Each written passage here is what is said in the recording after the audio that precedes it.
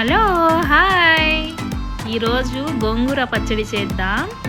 Very tasty and easy. First పల్లీలు వేయించుకుందాం. బాగా వేయించుకున్న తర్వాత సపరేట్ తీసేసి అదే ప్యాన్లో కొంచెం ఆయిల్ వేసి ఎండుమిరపకాయలు, జీలకర్ర, కరివేపాకు బాగా వేయించుకోవాలి. బాగా వేగించిన తర్వాత అవి కూడా సపరేట్ తీసేసి అందులో కొంచెం ఆయిల్ వేసి టమోటాలు బాగా సాఫ్ట్గా వచ్చేంత వరకు వేయించాలి. మళ్ళీ అందులోనే గోంగూర వేసి కొంచెం ఉప్పు వేసి బాగా మెత్తగా అయ్యేంత వరకు ఉడకనించాలి. బాగా ఉడికింది.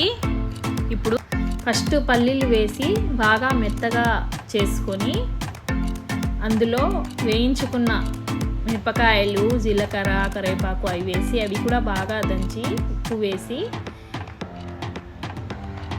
బాగా దంచుకోవాలి మెత్తగా. ఇప్పుడు టమోటాలు కూడా వేసి అవి కూడా మెత్తగా చేసుకోవాలి. ఇప్పుడు ఉడకబెట్టుకున్న గోంగూర వేసి అది కూడా బాగా మెత్తగా దంచుకోవాలి. ఈ పచ్చడి రోట్లో దంచితేనే బాగుంటుంది. టేస్ట్ డబల్ అవుతుంది. ఒకసారి ఇలా ట్రై చేయండి, మిక్సీలో వేయొద్దు. ఇప్పుడు ఉల్లిపాయలు పచ్చివి వేసి కచ్చా పచ్చగా దంచుకోవాలి. ఉల్లిపాయలు మాత్రం పచ్చివే వేయండి. టేస్ట్ చూడండి ఇలా ఒకసారి. లాస్ట్ కొత్తిమీర వేసి అది కూడా బాగా దంచి ఇప్పుడు సపరేట్ తీసుకుందాం. రెడీ అయిపోయింది గోంగూర పచ్చడి. టేస్టీ గోంగూర పచ్చడి. మీరు ట్రై చేయండి ఒకసారి ఇలా నా స్టైల్లో.